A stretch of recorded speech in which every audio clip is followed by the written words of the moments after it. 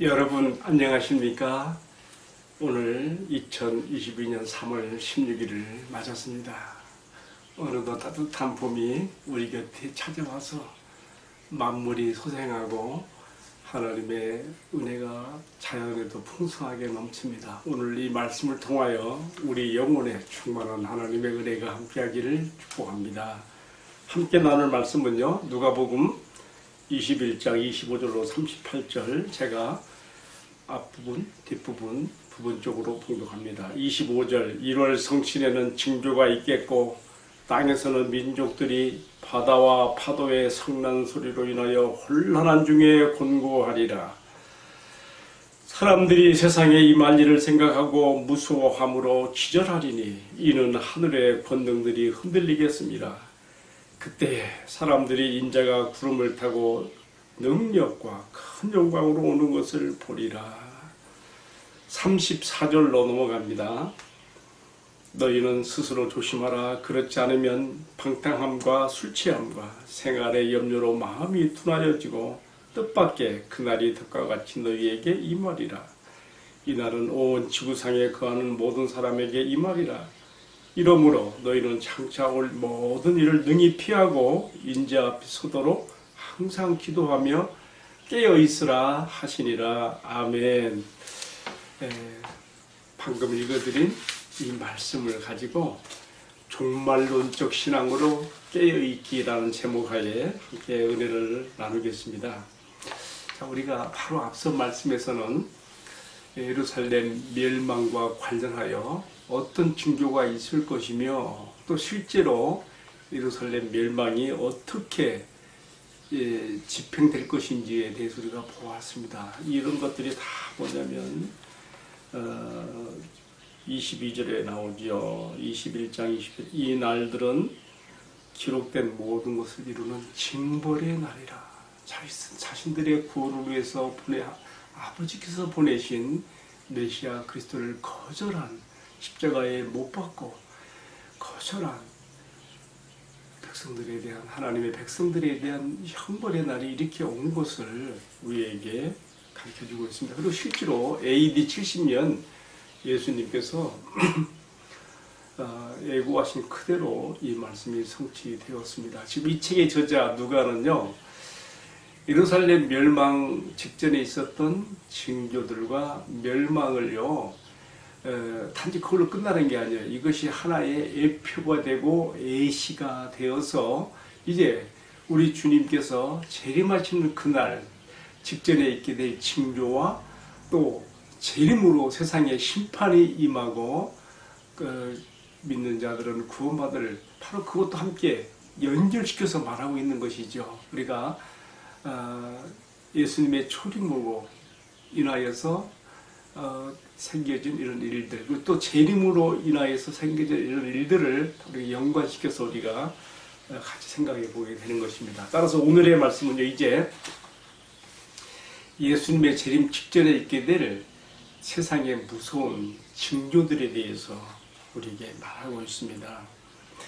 다시 말하면 각오할 만한 천재지변과 자연 재앙들이 일어난다는 것이죠. 우리가 함께 읽었던 21장 25절 잘 나와 있어요.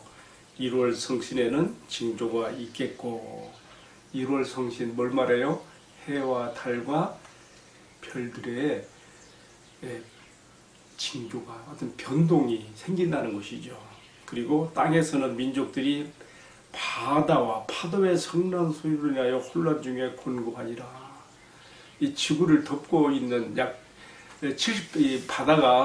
바닷물이 지구를 70% 차지하고 있지 않습니까?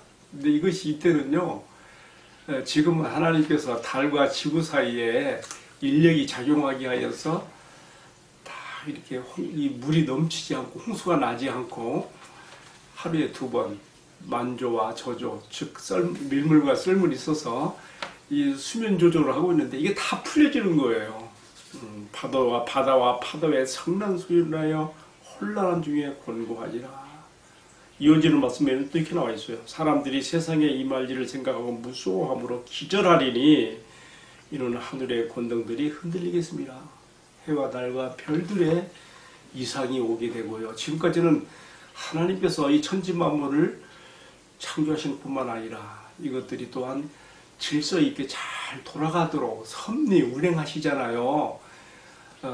하나님께서 주장하심으로 이렇게 우리 지구별에 살고 있는 인간들을 이렇게 참 우리가 잘 살고 있죠. 그런데 예수님 재림하시기 직전에는요, 이런 것들이 다 그냥 풀려져 버리는 거예요. 지금까지 인간에게 자연의 은총으로 임했던 이런 자연계들이요, 해와 달과 별과 같은 이 것들이 막 이게 그동안의 질서 체계에서 물려버리는 거예요. 하나 예를 들어 봅시다. 하나님께서는요, 창세기 9장 12절에서 17절에 노아에게 홍수 이후에 노아에게 약속했던 것처럼 무지개 언약을 통해서 인간들의 죄악에도 불구하고 계속 자연의 혜택을 주신다고 했어요. 근데 이제 이 자연의 혜택들이요, 이제 이게 막 거두어지는 거예요. 그 대표적인 것이 뭡니까? 해와 달과 별들의 이상이 오는 거예요. 여러분, 우리 이 지구가 태양과 적절한 거리에 위치하고 있기 때문에 다른 천체에는 없는 물이 생성되어 있고요. 또 태양으로 인해서 또 이 지구의 모든 만물들이 소생함을 얻게 되는 거 아니겠습니까? 에너지원을 얻고요. 이런 것들이 이제 안 되는 거예요. 또 지금 우리 지구가 23.5도 이렇게 기울어져 갖고 이렇게 매일 하루에 한 번씩 자전하면서 태양의 둘레를 공전하고 있지 않습니까? 이렇게 23.5도가 길어졌기 때문에 태양의 빛이 골고루 이렇게 비춰지게 되고요. 또 참 이로 인해서 안전하게 이렇게 운행이 되고 있는데 이런 것들이 다 풀려져 버리는 거예요. 오늘 말씀에서요, 일월 성신의 징조가 있겠고 그랬는데 우리 태양 하나 예로 생각해 보십시다. 태양이요, 지금까지는 적절한 거리에 있었어요. 그러나 우리가 요한계시록 16장 8절에 보게 되면요, 이 태양으로 인해서 인간들이 해를 받게 돼요. 막 태워져요. 막 그래서 인간들이 지금까지는 태양으로 인한 혜택을 받은 이것이 해로 변하게 되는 것이죠. 여러분, 지금 예수님이 하신 재림 직전에 있게 될 천재지변의 이런 그 재앙들이 요한계시록에서도 또 다시 언급이 되고 있으니까 우리가 비교해서 생각해 보면은 참 좋은 참고가 될 것입니다. 또 방금 전에 내가 지금 태양이 도리어 인간에게 이제 해로 작용하는 걸 얘기했는데 달도 마찬가지예요. 달도 지금요, 지금은 달과 지구 사이에 아주 적정한 거리를 유지하기 때문에 인력이 작용해서 이처럼 밀물과 썰물이 생기면서 이 바닷물이 넘쳐서 홍수가 나지 않고 다 이렇게 보존되고 있는데, 지구가 보존되고 있는데요, 이제 이거 인력이 풀려지는 때가 옵니다. 그래서 이게 오늘 방금 전에 설명 좀 다시 하게 되는데, 바다의 파도와 성난 소리로 인하여 혼란한 중에 사람들이 곤고하여, 심지어는요 26절에 보니까 사람들이 무서워서 기절할 지경에까지 이른다고 되어 있습니다. 이처럼 태양이나 달의 거리 이동을 통해서 자연에 또 뭐가 생기겠습니까? 이 소행성들이 천체에 부딪혀가지고 막 그 운석들이 막 떨어지게 되는데, 지금까지는 지구에 안 떨어졌어요. 근데 이제는요, 막 이렇게 지구에도 이런 것들이 예수님 재림 직전에 징조 가운데는요, 이런 별들, 행성들끼리 부딪히는 현상이 생기면서 이제 지구별은 수명을 다하게 되는 것이죠. 그리고 베드로 사도가 말한 것처럼 이제 이 세상은요, 태양으로 인해서 큰 불에 풀어지고 땅과 그 중에 있는 모든 것이 녹아지면서 주님께서 예비하신 새하늘과 새 땅으로 나가게 되는 것입니다. 제가 한번 베드로 사도가 전한 말씀을 읽어볼게요. 베드로 3장 10절. 그러나 주의 날이 도둑같이 오리니 그날에는 하늘이 큰 소리로 떠나가고 물질이 뜨거운 불에 풀어지고 땅과 그 중에 있는 모든 것이 드러나리로다. 그날에 하늘이 불에 타서 풀어지고 물질이 뜨거운 불에 녹아지려니와 우리는 그의 약속대로 의가 있는 곳인 새 하늘과 새 땅을 바라보는도다. 아멘.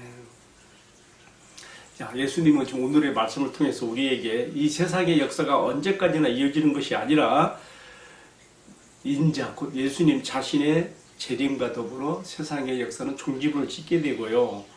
또 그렇게 되기 직전에 나타날 징조로서 가공할 만한 천재지변과 자연재해가 이 세상에 나타나서 사람들이 혼란에 빠지고 이제 세상은 두려움에 빠지면서 정말로 떨어지게 되는데, 그때 성도들에게는 도리어 이러한 천재지변이나 자연재해 같은 이런 가공할 만한 이런 징조들이요, 도리어 성도들에게는 구원의 징표가 된다고 말했어요. 오늘 말씀 21장 28절 이렇게 써 있어요.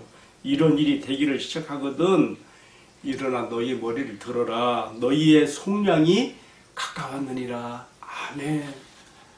여러분, 우리 주님께서 그 믿음으로 그와 연합된 우리들이 이런 일로 인해서 세상 사람들처럼 기절하거나 혼란에 빠지거나 웃음에 떨지 않도록 미리 이렇게 우리에게 격려의 말씀으로 이렇게 주고 있습니다. 오히려 이런 것들이 나타날 때 두려웠고 무서워할 것이 아니라 너희의 속량이 가까이 와 있다. 그러면서 주님이 이제 재림하시게 되는 것이죠. 자, 오늘 말씀인데 크게 두 번째로 생각해 보는 것은 이렇게 예수님 재림 직전에 있게 될 징조들에 대해서 말씀하시면서 그 밖에 징조가 또 있죠. 예를 들면 적그리스도가 출현하게 돼서 사람들에게 처음에는 평안을 주는 것처럼 하지만은 나중에 그리스도인들을 탄압하게 되는 그런 일도 생기게 되고, 제가 오늘은 특별히 예수님 하신 말씀 가운데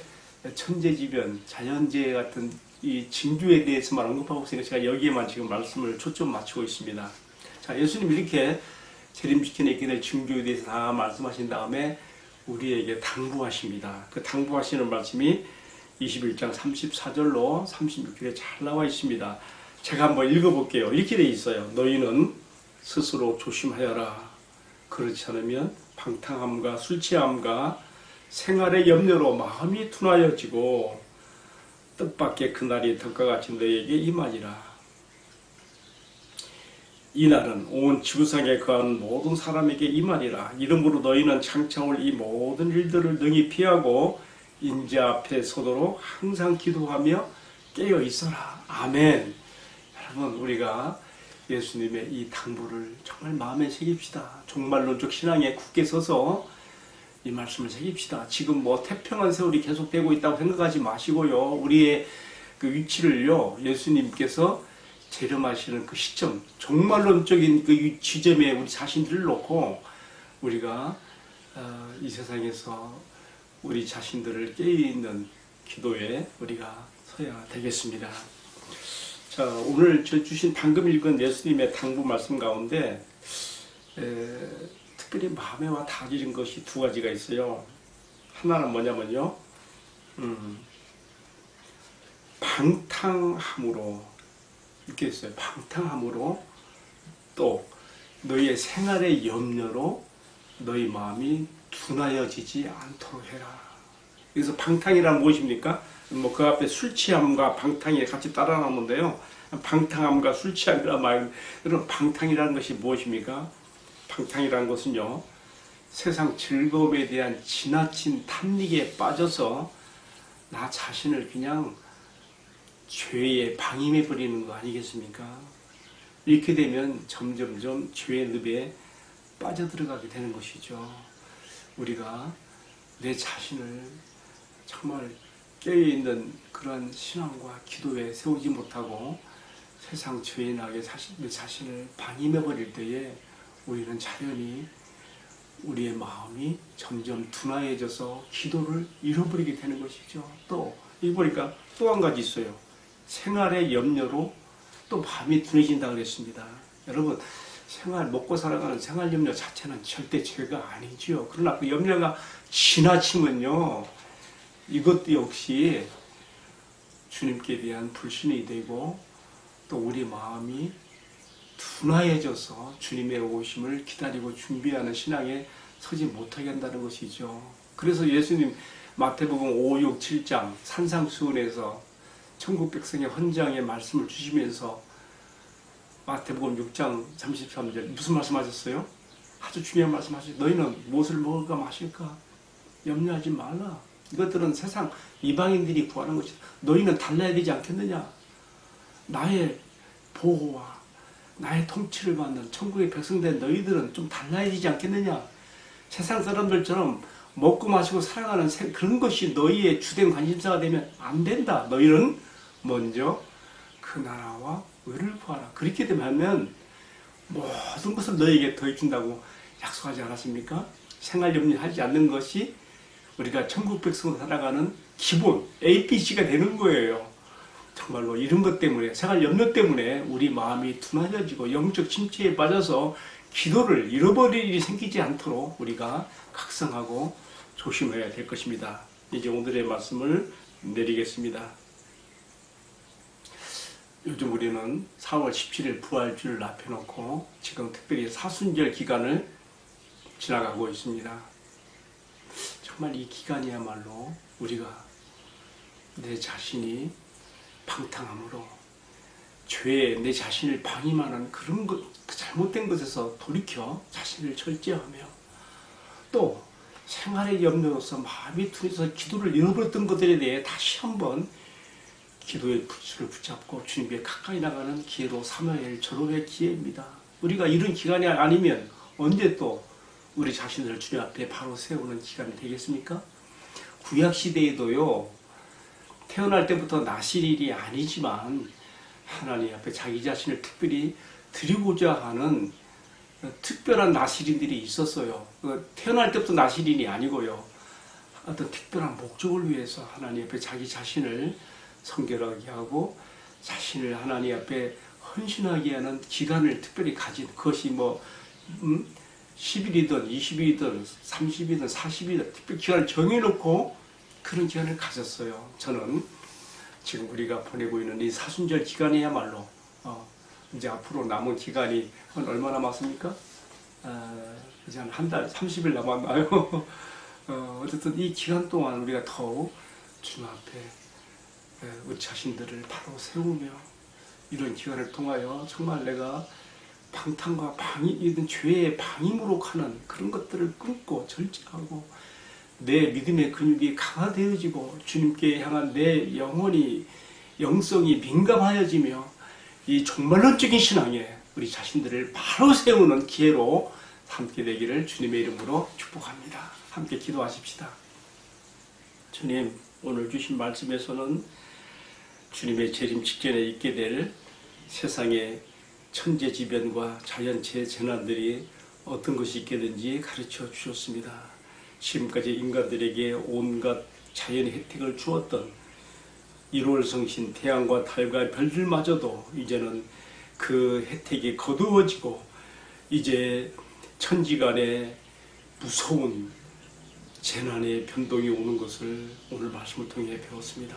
주님, 그러나 이런 것들이 주를 떠나 살아가는 믿지 않는 자들에게는 무서움으로 기절할 만큼 두려울 일이지만은 주를 믿는 성도들에게는 이제 일어나 머리를 들고 성량을 받을 때가 가까웠다고 하셨사오니 우리가 진실로 깨어 기도하면서 이 날을 맞이할 수 있게 해 주옵소서. 특별히 방탕함과 술 취함과 생활의 염려로 마음이 둔하여져서 기도를 잃어버리는 자리까지 가지 않게 해주시고 깨어 기도함으로 주님 앞에 서게 해주시며 우리가 날마다 말씀 중심, 교회 중심, 하나님 중심으로 자신들을 세울 수 있도록 도와주시옵소서.